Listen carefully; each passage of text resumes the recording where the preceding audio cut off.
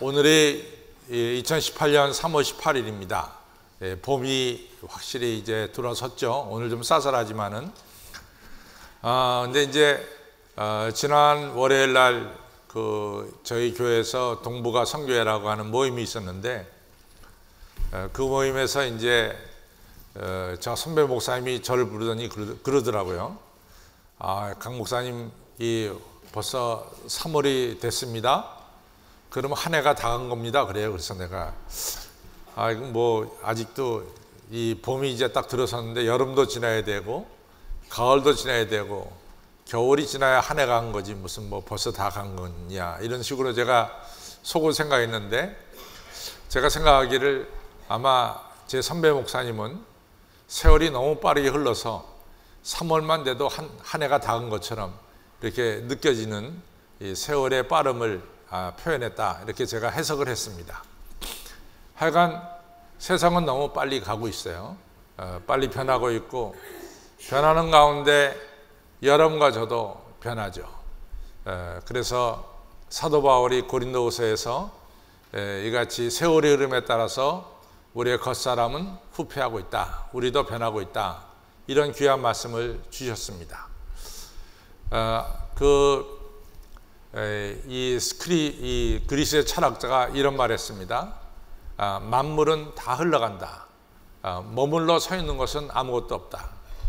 여러분과 제가 오늘 건넌 강물은 두 번 다시 똑같은 강물을 우리는 건너지 않는다, 이런 말씀을 주셨어요.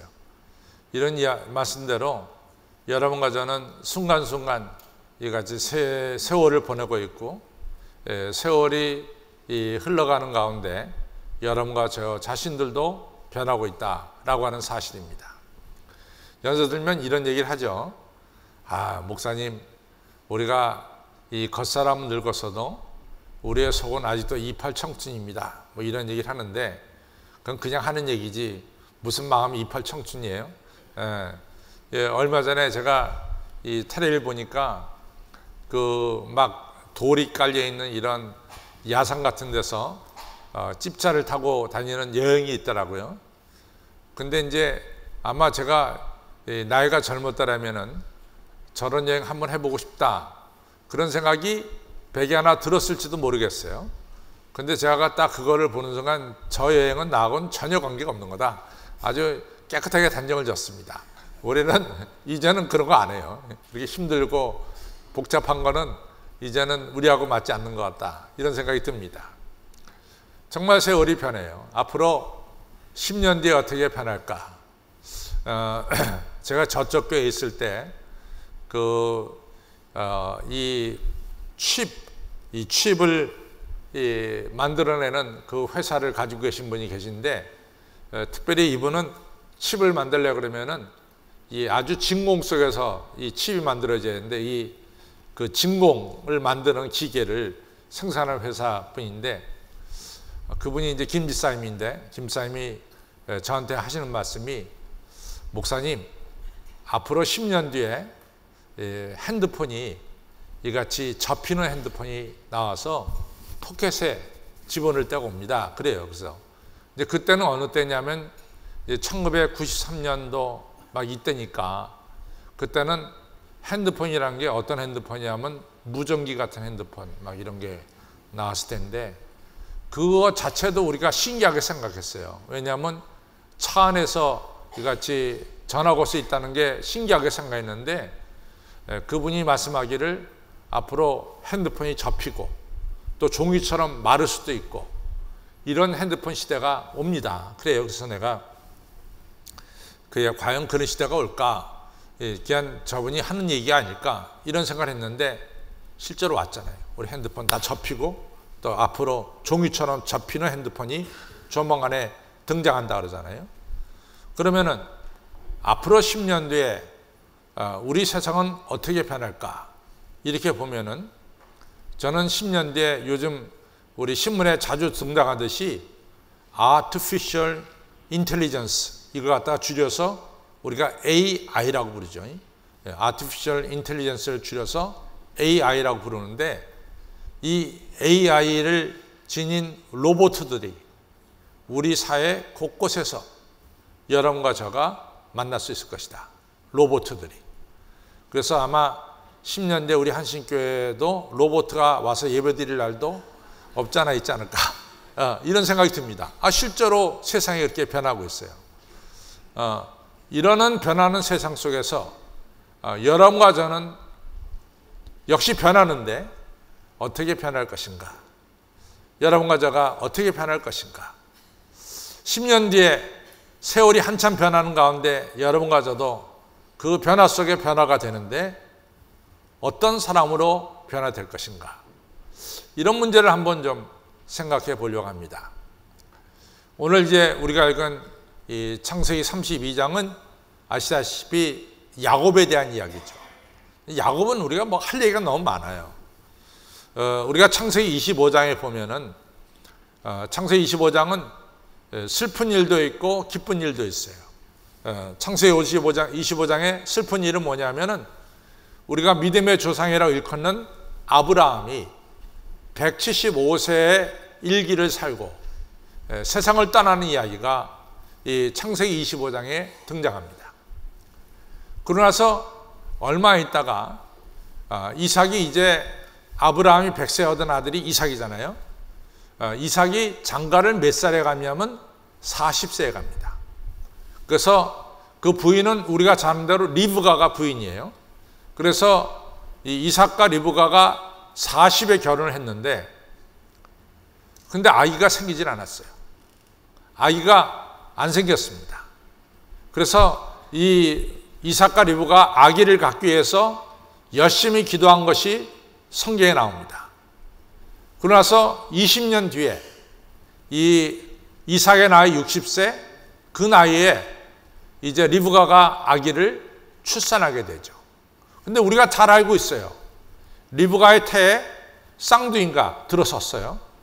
그래서 출산할 때 이제 처음 나온 아이의 이름은 에서고 두 번째 나온 아이의 이름은 야곱이다 그랬어요. 근데 야곱이 나올 때 보니까 그 형의 발꿈치를 잡고 나왔다 그러잖아요. 그래서 먼저 나온 에서는 그 살갗이 갑옷처럼 좀 딱딱하고 붉어서 이름을 에서라 불렀고 두 번째 나온 아이는 형의 발꿈치를 잡고 나와서 그 이름을 야곱이라 불렀다. 이렇게 이제 성경은 말하고 있습니다. 그 다음에 창세기 25장 끝에 가서 보면은 야곱과 에서가 어느 정도 자라났습니다. 근데 에서는 사냥을 아주 즐겨한다 그러죠. 그래서 사냥에서 돌아와서 배가 아주 허기졌을 때 동생 야곱이 아주 맛있는 팥죽을 끓여가지고 형한테 그냥 형 수고했습니다. 팥죽 한 그릇 드세요. 뭐 이러면 얼마나 좋겠어요. 그러지 않고 형한테 형 배고프죠? 형 이 팥죽 드시고 싶죠?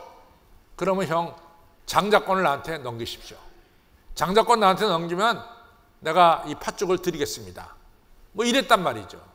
사실은 너무한 거지. 무슨 형이 배고프면 동생이 이 따뜻한 죽 한 그릇 줄 수 있는 거지 말이지. 그걸 가지고 말이지 형의 장자권을 살려고 든다고 하는 자체가 야곱이 어떤 사람인가를 우리가 알 수 있습니다. 근데 이 에서도 너무 배고프니까 뭐 장자가 밥 먹여주냐 하면서 동생한테 내가 그래 장자권 너한테 주마. 그리고선 팥죽 한 그릇에 장자권을 넘기고 팥죽을 먹었어요. 근데 우리가 성경은 거기서 그냥 끝나는 것이 아니라 창세기 25장 끝에도 그렇고 또 나중에 말라기에 가서도 그렇지만은 한마디 꼭 코멘트를 합니다. 그 코멘트가 뭐냐면은 형 에서가 장자의 고난을 경홀히 여겼더라. 자기가 하나님께 받은 축복을 경홀히 여겼더라. 이 한마디 코멘트를 하고 창세기 25장도 끝이 나고 말라기 1장에서도 그 말씀이 나옵니다. 또 거기서 끝난 것이 아니라 창세기 27장에 가서 보면은 아버지 이삭이 연세가 많이 들어가지고 앞이 잘 안 보였어요. 그래서 이삭이 세상을 떠나기 전에 내가 큰 아들 장자인 에서에게 이 축복을 줘야 되겠다. 그래서 에서를 불러다가 내가 너한테 축복 주려고 그러니까 별미를 만들어 와라. 이렇게 하지요. 그래서 에서가 사냥하러 별미를 만드는 동안에 글쎄 그 자리에 둘째 아들 야곱이 들어가서 아버지가 묻죠. 네가 누구냐? 아버지 속입니다. 자기가 분명히 야곱인데 저 에서입니다 라고 속여가지고 이같이 야곱이 장자의 축복을 받게 되는 거죠. 그럼 이러한 일련의 일들을 보면은 야곱의 특징이 나와요. 야곱은 남한테 지기를 싫어하는 사람 같았어. 그래서 형 발꿈치를 잡고 나오는 지기 싫어하는 인물이 바로 야곱이죠. 두 번째는 야곱은 어떻게 해서라도 앞장서려고 하는 이런 마음이 있었어요. 그래가지고 형 에서한테 팥죽 한 것에 팔아가지고 장자권을 사는, 어떻게 해서도 앞장서야 되겠다 이런 마음을 가졌고, 또 27장에서 보면은 야곱은 목적을 위해서 아버지도 속이고 수단 방법도 가리지 않는 이러한 인물이 바로 야곱이라고 하는 인물임을 우리가 알 수 있죠.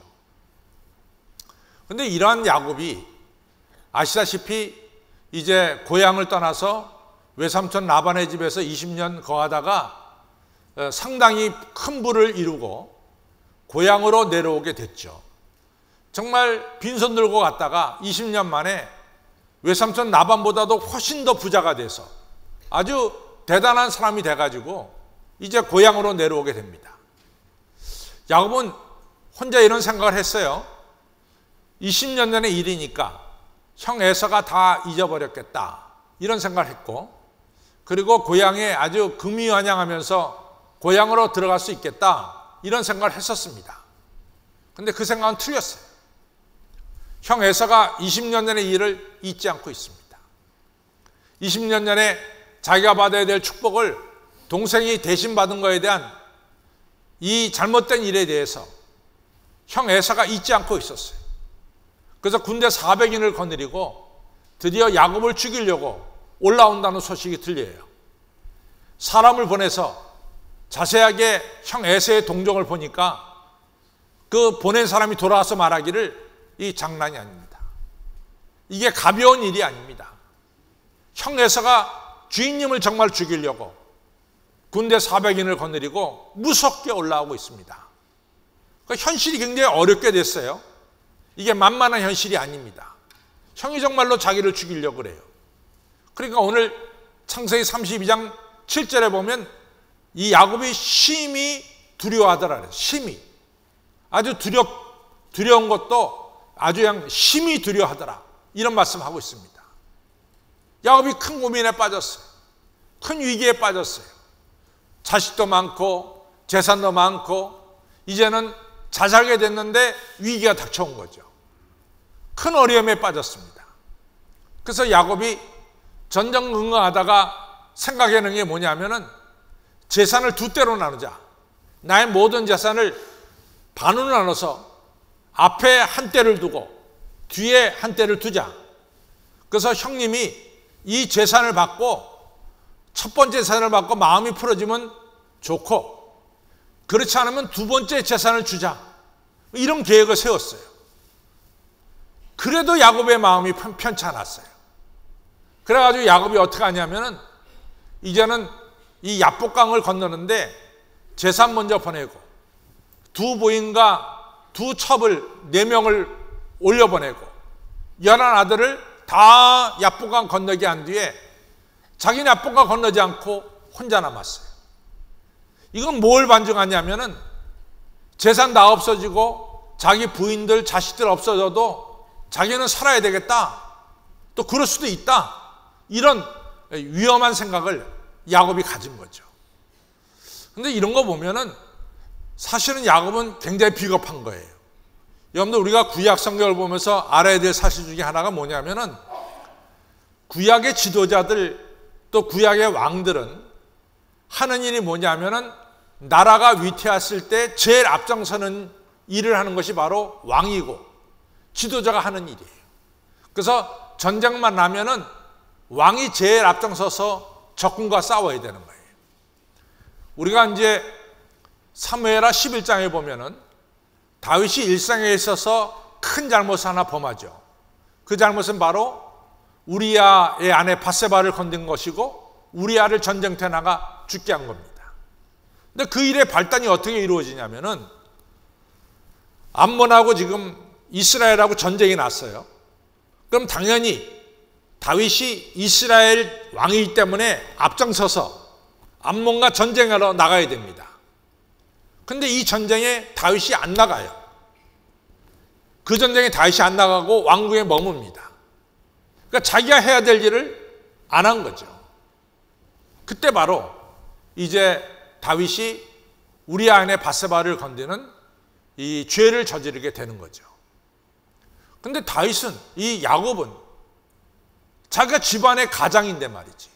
그래, 재산 다 없어지고 부인 4명 죽고 아들 11명 다 죽어도 자기는 살아야 되겠다.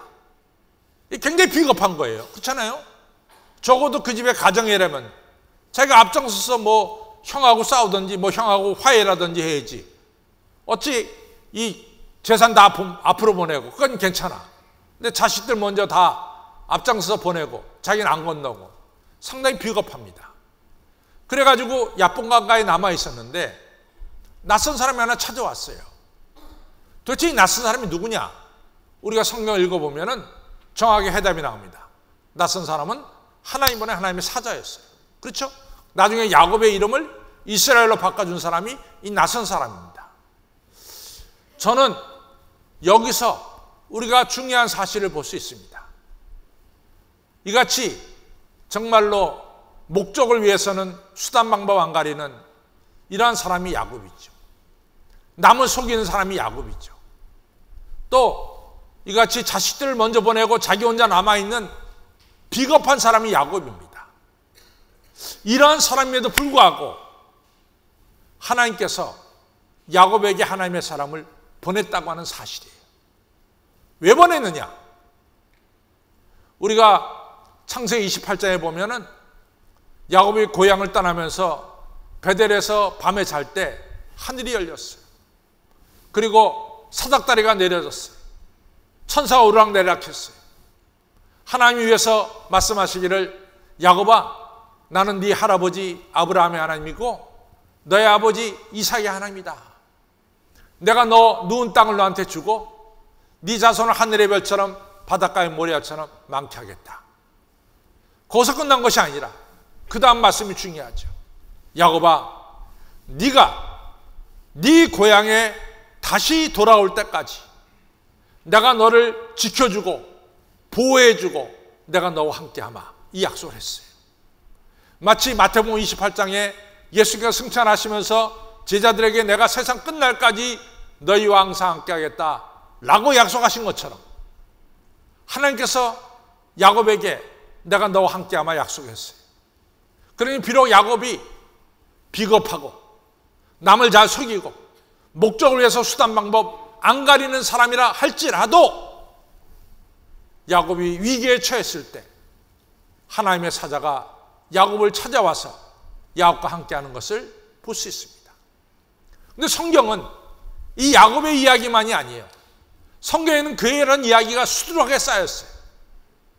마태복음 14장에 예수님의 제자들이 탄 배가 풍랑에 의해서 이제는 이 배가 침몰당할 지경에 있었어요. 예수님이 기도하다 보니까 제자들이 탄 배가 위험해졌어. 기도를 도중에 마치시고 산내려는 내려와서 바다 위를 걸어서 제자들이 탄 배로 가십니다. 제자들이 유령이라고 소리치니까 예수님이 나다, 걱정하지 마라. 풍랑 속에는 제자들을 지켜주신 거예요. 사람을 죽이고 저 미디안 광야에서 40년 동안 목동생활하면서 늙어가고 있는 모세, 그러다가 인생을 끝낼 수밖에 없는 모세, 그 모세에게 하나님 찾아가셨어요. 출애굽기 3장에 보면은 떨기나무 가운데서 모세야 모세야 하고 불렀어요. 또 하나님께서 니느웨로 가서 선교하라 그러니까 저 못 갑니다. 그리고선 반대로 스페인으로 가다가 큰 풍랑만 와서, 그리고 바다에 빠지고 큰 물고기 뱃속에 있는 이 요나는 큰 뱃속을 갖다가 이같이 수월이라고, 이가 음부라고, 이 지옥이라고 표현하고 있습니다. 거기에 떨어진 요나를 하나님이 찾아가셔서 요나를 구해내 주셨어요. 또한 이 로마로 재판받으러 가는 이 사도 바울, 큰 풍랑 유라굴라를 만나서 그 배가 침몰당할 수밖에 없고 일주일 동안 별과 달도 보지 못하고 이 태양도 보지 못하고 일주일 내내 굶어 지내는 이 사도 바울에게 주님이 찾아가서 내가 너와 함께한다. 네가 로마에 갈 것이다. 너와 함께한 276명은 다 보호받을 것이다. 주님이 찾아갔어요. 사랑하는 성도 여러분, 시편 23편 4절에 뭐라 그랬습니까? 내가 비록 사망의 음침한 골짜기를 지날지라도 해를 두려워하지 않을 것은 주의 지팡이와 막대기가 너를 안위하시나이다 라고 말씀했어요. 오늘 하나님은 하나님의 자녀인 여러분과 저가 어려움에 처했을 때 우리와 함께 하시는, 우리를 지켜주시고 보호해 주시고 우리와 함께 하시는 우리 하나님이심을 기억하시길 바랍니다. 우리가 한 대로 야곱이 얼마나 약점이 많아요. 정말 야곱 비겁한 사람이에요. 산의 대장부로 태어나가지고 말이지, 아들 딸 먼저 앞장 세우고 자기는 살겠다고 뒤에 남고, 얼마나 비겁한 인간이요. 그리고 아버지가 좀 안 보인다 아버지 속여가면서 말이지 자기가 아버지로부터 축복받고, 참 문제가 많아요. 그럼에도 불구하고 우리 하나님은 야곱에게 약속했어요. 내가 너와 함께하마. 야곱이 위기에 있을 때 하나님이 함께 하시는 것을 볼 수 있습니다. 사랑하는 성도 여러분, 오늘 우리가 잘나서 하나님이 여러분과 저와 함께하는 게 아니에요. 우리에게도 여러 가지 약점도 많고 허물도 많고 잘못된 게 많이 있어요. 그러나 분명한 사실은 하나님은 여러분과 저를 절대로 포기하지 않는다는 거예요. 우리가 세월이 흐르고 우리가 변하고 또 우리가 위기에 처할 때 주님은 사망의 음침한 골짜기를 지날지라도 해를 두려워하지 않고 우리와 함께 하시면서 여러분과 저를 지켜주신다는 사실을 꼭 기억하시고 믿으시기를 바랍니다. 야곱에게 하나님의 사자가 찾아왔어요. 그리고 오늘 성경에 보니까 야곱과 하나님의 사자와 밤새도록 씨름하는 거예요. 왜 씨름했을까? 씨름의 내용이 뭘까? 여러분과 제가 한번 상상해 보시기 바랍니다. 도대체 하나님의 사자와 야곱과 씨름할 이유가 어디 있어? 그냥 하나님의 사자가 찾아왔으면 야곱은 그냥 엎드러지면 되는 거야. 저 살려주십시오라고 엎드러지면 되는 거라고. 그렇잖아요. 하나님의 사자가 왔으니까. 근데 씨름했다는 것은 하나님의 사자의 말씀에 야곱이 순종하지 않았다는 거예요. 하나님의 사자가 뭐라고 말해도 야곱은 자기의 주장을 계속해서 폈다는 거지. 그러니까 하나님의 말씀과 야곱의 주장 사이에 서로 이같이 힘겨루기를 했다 그 말이죠. 이것이 씨름했다는 얘기입니다. 하나님의 사자의 말씀은 뭘까? 너 자신을 버려라. 네가 죽어야 된다. 네가 내려놔야 된다.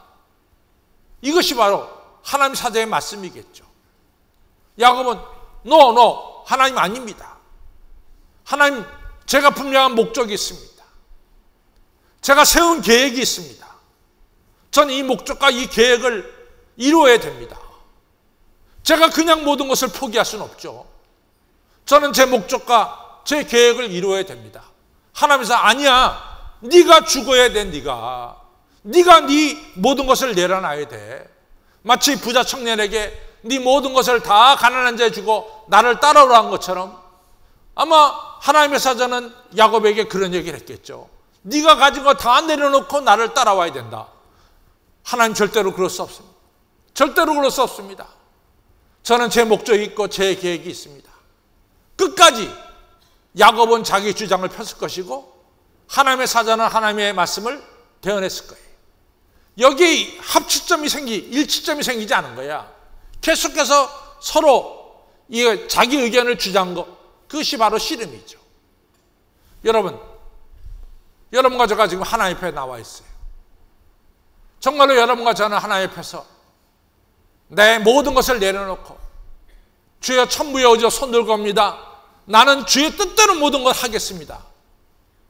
이러고 오늘 예배드릴 사람이 예배드리고 있는 분이 몇 명이나 되냐고 말이에요. 여러분과 저는 정말 하나님 앞에서 내가 죽고 나를 내려놓고 나는 철저하게 하나님 뜻대로 살겠습니다. 이러고 있느냐 그 말이에요. 우리는 하나님 앞에 있지만도 하나님 오늘 내 계획, 내 뜻을 하나님은 이루어줘야 됩니다. 하나님에게 하나님의 뜻은 관계없어. 하나님 앞에서 내 뜻과 내 계획과 내 목표, 하나님 이거 도와주셔야 됩니다. 이루어줘야 됩니다. 이러면서 아마도 오늘 우리는 예배드리고 있지 않나. 끝까지 하나님 앞에서도 내 주장과 내 고집을 꺾지 않고 오늘도 나아가고 있지 않나. 우리 한번 스스로 살펴보시기를 바랍니다. 오늘 우리 할렐루야와 한신필이 오늘 설교에 딱 맞는 찬양을 했어요. 우리 예수님께서 겟세마네 동산에서 예수님 나름대로 예수님의 뜻이 있었겠죠. 그러니까 겟세마네 동산에서 정말 땀방울이 핏방울이 되도록 기도하셨어요. 하나님, 하나님의 뜻, 내가 꼭 십자가 져서 죽어야 되는 그 뜻대로 제가 살아야 됩니까? 하나님 할 만하시거든 이 잔, 내가 십자가에 달려서 물과 피를 아낌없이 흘려 갖은 수치와 모욕을 당하면서 죽어가는 이 잔을 내가 꼭 마셔야 되겠습니까? 이 잔이 내 앞에서 지나갈 수는 없습니까? 마치 큰 맷돌에 올리브를 갖다가 집어넣고 그 올리브를 갖다가 맷돌을 돌면서 올리브가 이겨지듯이, 그러면서 올리브 기름이 쏟아지듯이 예수님은 자기의 모든 것을 맷돌과 같은 데 집어넣고 지금 맷돌이 돌아가면서 그 맷돌에서 올리브 기름이 쏟아지듯이 나오듯이 예수님의 온몸에는 땀방울이 핏방울처럼 쏟아지는 겟세마네 동산의 기도가 있었어요. 그런 가운데 예수님의 마지막 기도는 뭡니까? 하나님, 내 뜻대로 마옵시고 아버지의 뜻대로 하옵소서. 이것이 결론이었어요. 지난 목요일에 제가 이 강남 CBMC 가서 말씀을 전했는데 어느 분이 저한테 이런 질문을 했어요.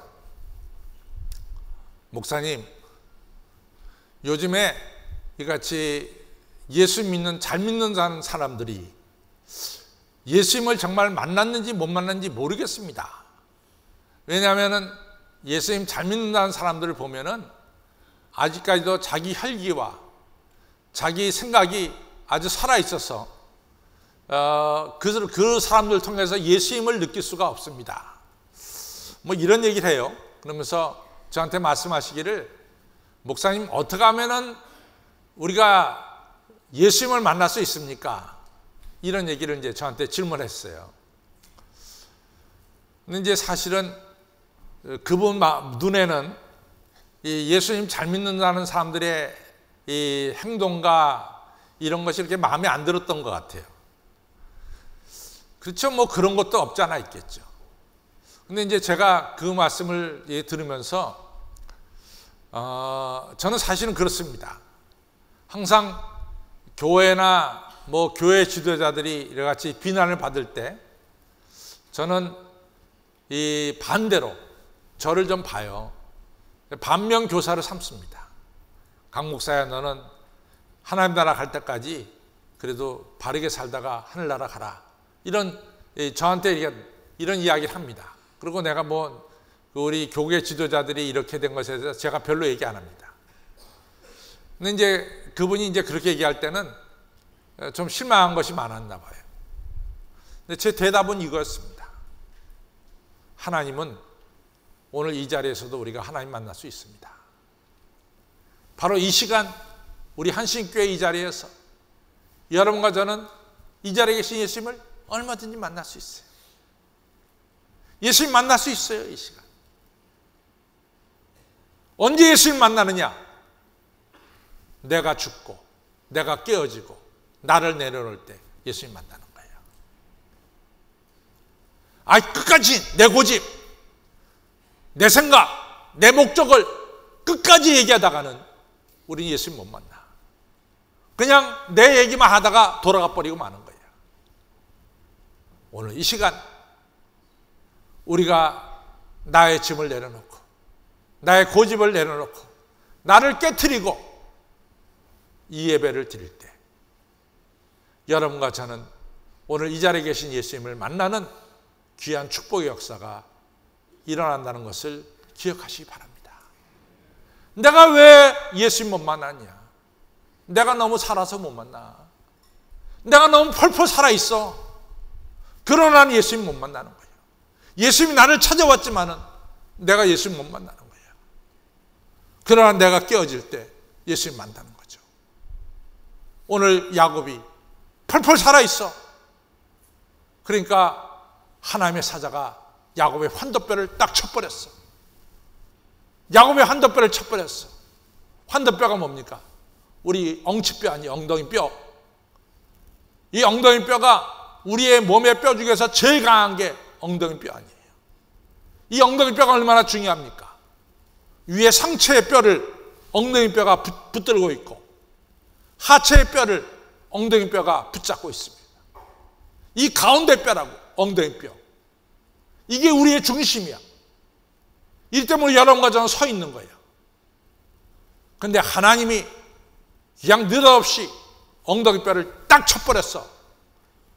야곱의 엉덩이 뼈가 위골됐습니다. 야곱이 그 순간부터 힘을 쓸 수가 없어. 엉덩이 뼈가 위골되는 순간부터 그는 자기 주장을 할 수도 없고 자기 힘을 쓸 수도 없어요. 이제는 누가 도움 없이는 살아갈 수가 없죠. 야곱이 180도 바뀌었어. 이제는 하나님의 사자와 씨름하는 게 아닙니다. 하나님의 사자 붙잡고 저를 축복해 주세요. 저를 축복하지 않으면 못 갑니다.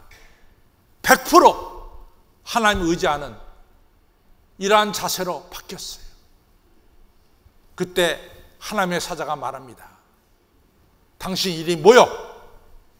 내 이름은 야곱입니다. 형 발꿈치를 잡고 나온 인간입니다. 팥죽 한 그릇에 형 장자권을 산 인간입니다. 그리고 아버지 앞 못 본다고 아버지 속인 인간, 남을 속이는 인간 야곱입니다. 지금 조금 전까지만 해도 재산 다 없어지고 아들 딸 죽어도 나는 살아야 되겠다고 발버둥 쳤던 비겁한 인간 저 야곱입니다. 야곱은 자기 모습이 있는 대로 다 하나님께 다 드러냈습니다. 하나님 말씀하시기를 네 이름 이제 야곱 아니야. 이러한 너는 갔어. 지나갔어. 너는 이제 새 사람 이스라엘이 됐다. 하나님께서 야곱을 100% 새로운 사람 이스라엘로 만들어준 것을 우리가 성경에서 보게 됩니다. 너는 다시는 야곱이라 부르지 말아라. 네 이름은 이제부터는 이스라엘이다. 새 사람이다. 우리 하나님께서 야곱에게 새 사람을 준 거죠. 야곱이 위해서 이스라엘로 변한 건요, 단순하게 우리 코를 좀 높이고 눈을 좀 크게 하고 그런 변화가 아닙니다. 야곱에서 이스라엘로 변한 것은 전체적으로 혁신적으로 새롭게 변한 것이 바로 야곱에서 이스라엘로 변한 거예요. 이렇게 변화되니까 그 다음에 나타난 거 보세요. 그 다음에 변화되니까 야곱이 분이엘을 걸을 때 하늘의 축복의 태양이 야곱의 머리에 쏟아지기 시작했어요. 조금 전까지만 해도 형 에서가 살기를 가지고 동생 야곱을 죽이겠다고 왔어. 근데 웬걸 야곱이 변화되니까 이스라엘이 되니까 형이 야곱을 껴안아 너 20년 동안 못 보니까 너를 참 그리워했다. 아주 새롭게 반전의 역사가 일어났어요. 야곱이 이스라엘이 되니까 야곱의 12아들이 오늘 소위 이스라엘의 근간을 이루잖아요. 12지파를 이루잖아요. 정말로 축복의 자손들로 세워주셨잖아요.